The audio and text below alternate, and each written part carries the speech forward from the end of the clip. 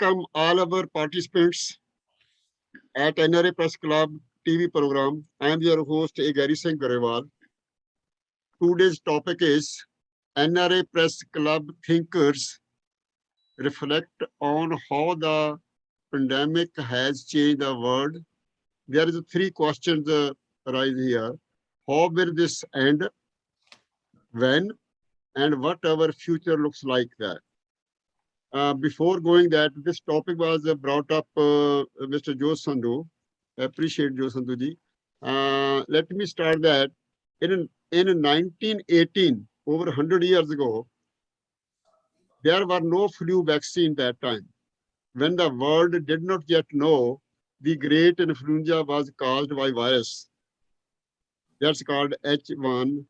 In 1957, when the H2N2 pandemic swept the world, flu vaccine was mainly a tool of the military. They saved that military very big way. This innovation came. In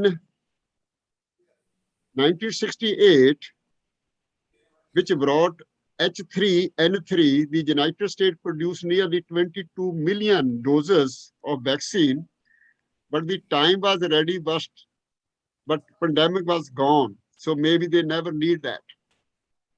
In 2009, when the world finally had the capacity to make hundreds of millions of doses of H1N1 vaccine, some countries canceled a large proportion of their orders because they ended up not needing them, because technology helped a lot within 100 years. Some people right now argue that we have very high level of disease control, but countries should not be waiting for vaccine or for the virus to transition into the endemic mode. The truth of the matter is that pandemic always end, and to date, vaccine have never played a significant role in the ending them. But this year, this happened. Not too many people right now after the vaccination are dying. After that, 2 doses are injected. This is a true story. Um, uh, Kishora Singh ji, I think you start that here, sir, and then will be Joe Sandhu will come back. Okay, go ahead, Kishora Singh ji. I think going back to the topic, when you ask how the pandemic has changed the world and how will this end, when, and what our future looks like, that is the philosophic question about it, isn't it? So it is it's too early to tell the lasting impact of how the COVID-19 outbreak that has already infected and killed millions would change the world. Mm-hmm. But the outbreak has seen countries, both democratic and dictatorial, imposing drastic restrictions on people's movement. Although it is hard to tell how and when this pandemic will end and what humanity's future looks like, one thing is sure that the world will never be the same again. COVID-19 changed the way people view things and life and think about work. Many are rethinking what work means to them and how they spend their time. If you only live once and may die just like that, the thinking goes, why spend it on doing things with little mission? Pandemics have had great influence in shaping human society and politics throughout the world.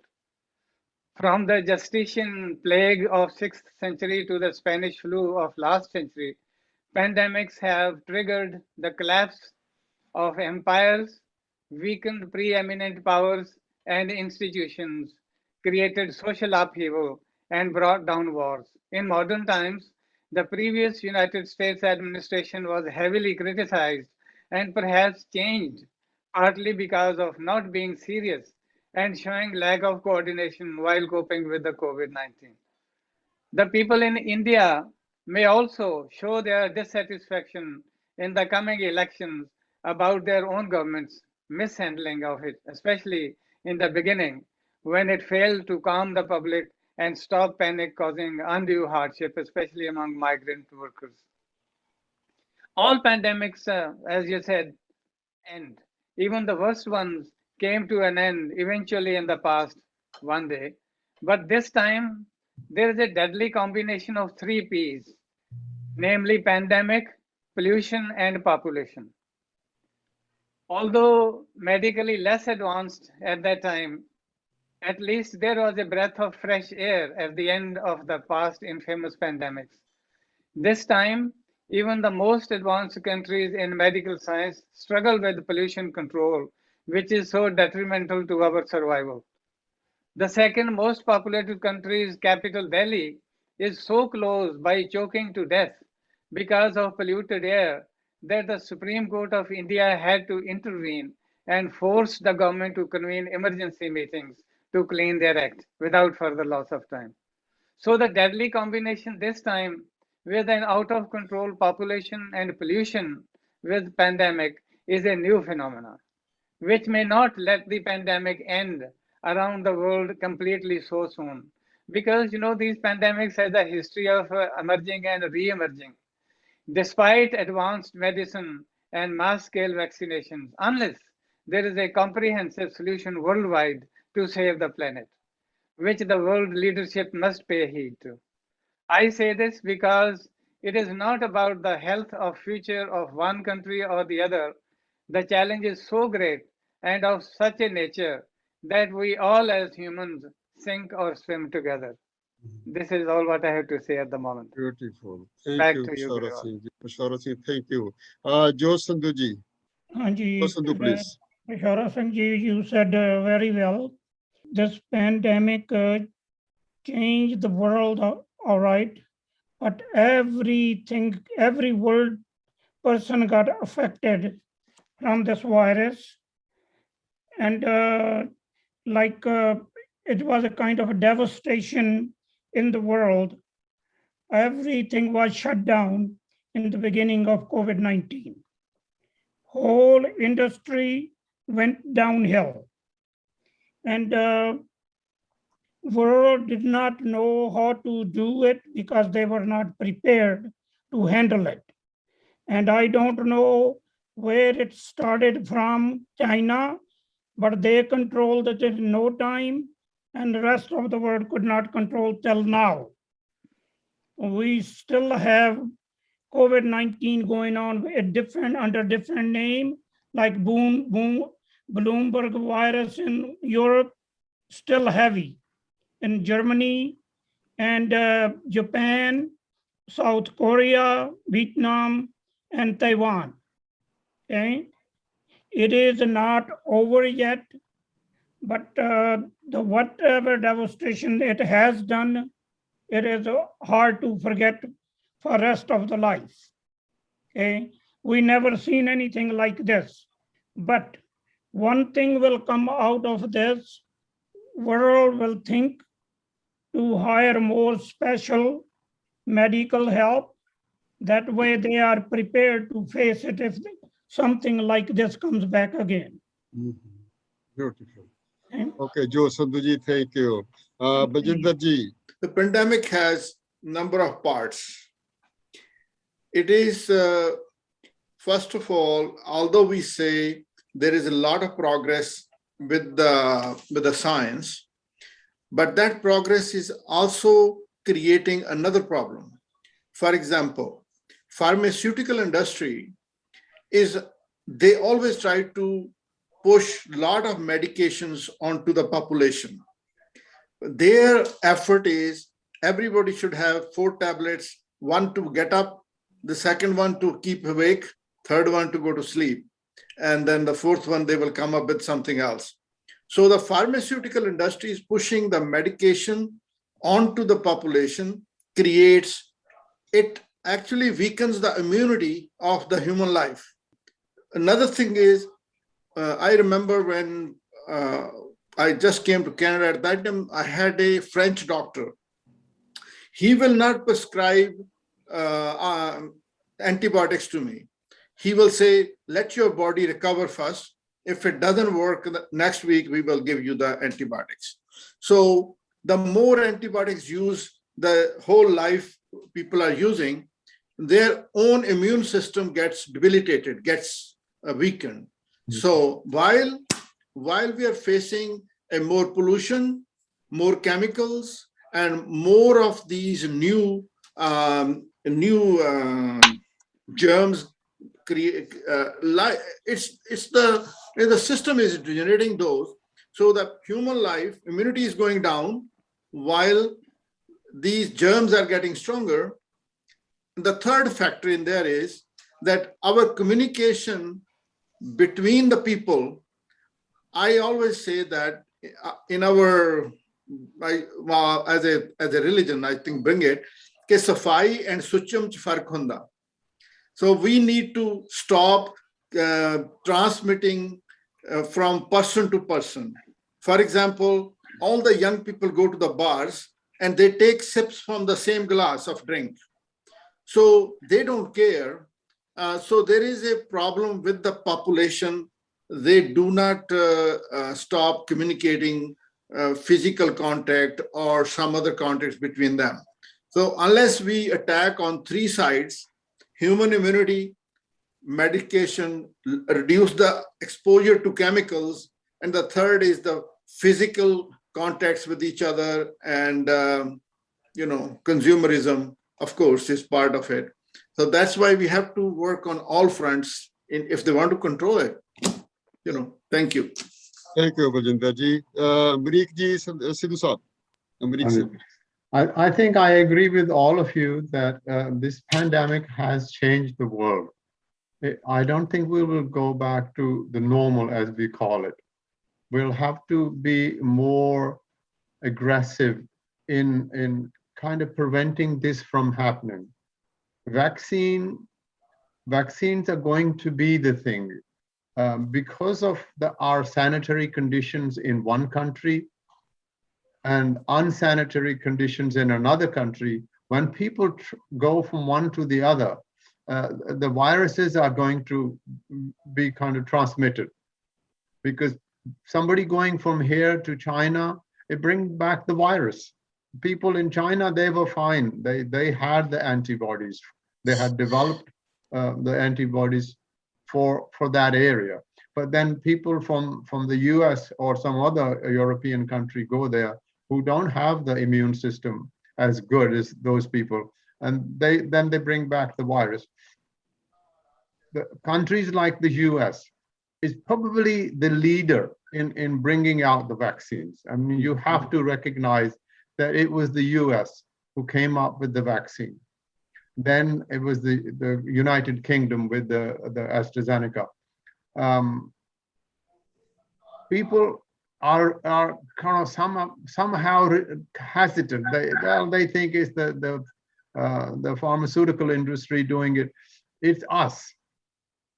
If we had followed the social distancing, if we had followed the masking, which the Chinese people do all the time, we would have been less affected by it. But because we thought that was limiting our freedom, well, government was not limiting our freedom. It was the pandemic. It was the virus. The message that we had from our government was not something that would help combat the virus and the pandemic.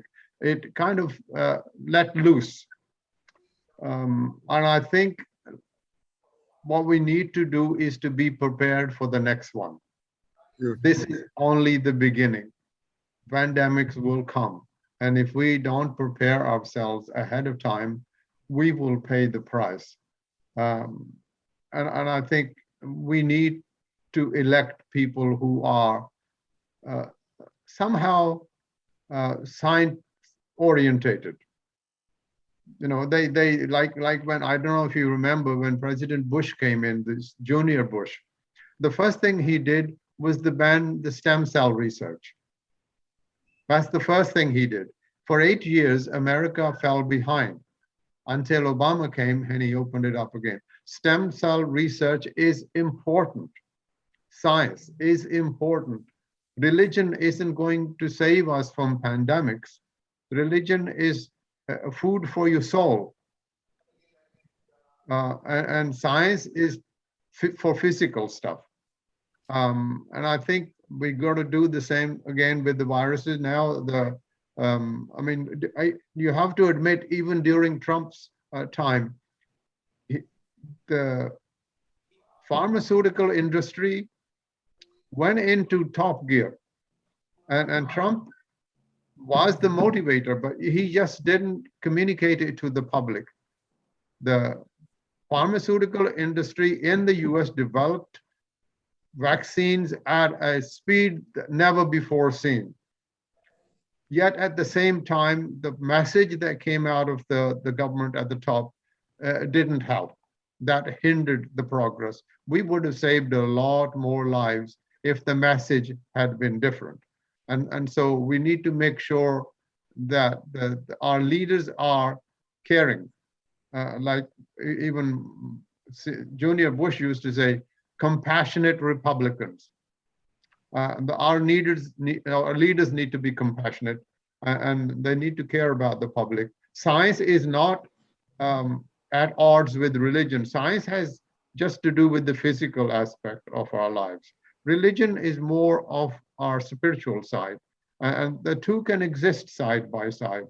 And we just need to get the message that unites people rather than divides them. Follow science, we follow it uh, as short-term measures. What it seems, what has all the speakers have said is valid and good, and it's all needs to be done in the short term. But it seems to me that the whole emphasis is to treat the symptoms, not the root cause of it. You mentioned, the more emphasis on medicine and vaccination and all that kind of thing. It is a good thing to for a short-term thing, but it's just like when we had the diseases on the plants, we started injecting them with the pesticides, and we injected pesticides into the water also. We invented pesticides which became systemic, which went into the life cycle of plants to make them disease resistant. And the same thing we seem to be doing with the humans. If they are getting ill or sick, and we are finding we are very busy finding or help prompting the science to find short-term measures to inject them with the same way the pesticides and chemicals medicines are the same thing as we do it to the plants. And so what is happening, and nobody is talking about the root cause, which is, you see, you're treating people's health, but you're not treating the health of that house where those people live, and that house is this planet Earth. And if we don't take care of that, then it's a self-defeating sort of thing. Like just to give you an example, many people are thinking about organic farming. They are trying to go back from the injecting too many pesticides and this pesticide oriented agricultural production to organic farming.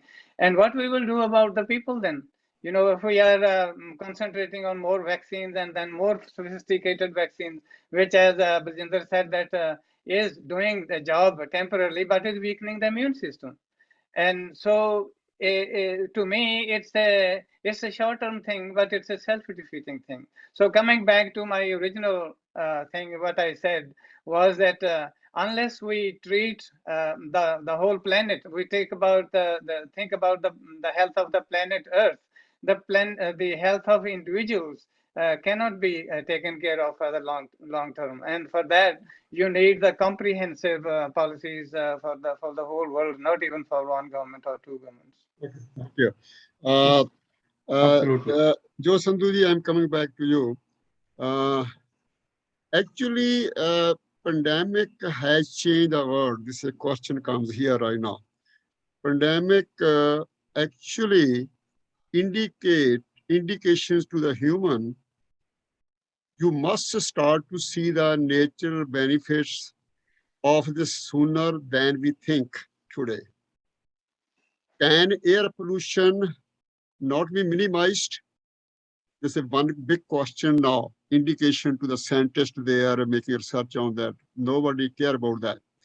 Number two, what about the solid waste? That indication also COVID-19 giving that. This is a big article coming on this topic here. Number three, pandemic has changed the world also. People start crossing the world also. You can hear that in European countries, lot of border we have yesterday or before that, thousand people try to be crossing the borders. We don't say that why they are doing it. The question is they are looking a future, that's fine. But if things are moving this one, then definitely then you cannot control your country. You cannot control that anything. Even we are doing a vaccine research number one in the world. We did it. So right now, other countries, underdeveloped countries, that they should be vaccinated, or maybe they have to be. We have to educate them to do as a team. And but this pandemic COVID-19 brought a big change, never be thought. Even right now, jobs also, you never know how the people will survive in future next couple of years. Inflation going up now, about 10.4 million jobs are still here, 3.5 million, something like that. People are already, I know, something like that, 4 million. Maybe people are already resigned from their jobs. They are sitting at home now. So it is changing the world now. We have to be next topic. We will become to economics there. We will work on that there. Joe Sandhuji, you want to say something before closing anything? Yes. Bashara Singh, you probably are aware of this. This virus have not gone away no matter what. Mm-hmm. But the thing is, this virus, how it is changes the name from country to country. And I still did not understand this situation. It's been throughout the world. Different places have different name. What it changes the name of the virus? What you will say about why it changes the name from coronavirus to Delta or Bloomberg or many others? Can you answer that, Bishara Singh ji? You have a wide world and knowledge of this. I think these are in scientific terms they are calling the mutations. Mutations. You know, they mutate and they change their nature, but essentially they are the killing machines, and they kill whatever. And what it is saying is that it is such a self-defeating thing that if you find a vaccine for one thing, and this pathogen is also so cunning, it will mutate, it will evolve into a new shape, and you have to find a new vaccine for that. So that is why I'm saying that it's such a self-defeating thing. That is how these pandemics keep appearing and reappearing after a while.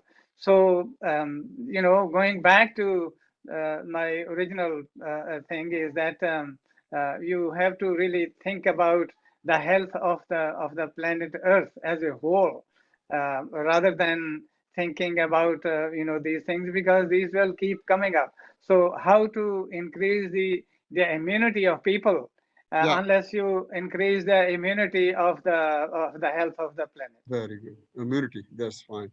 Okay, let me close now.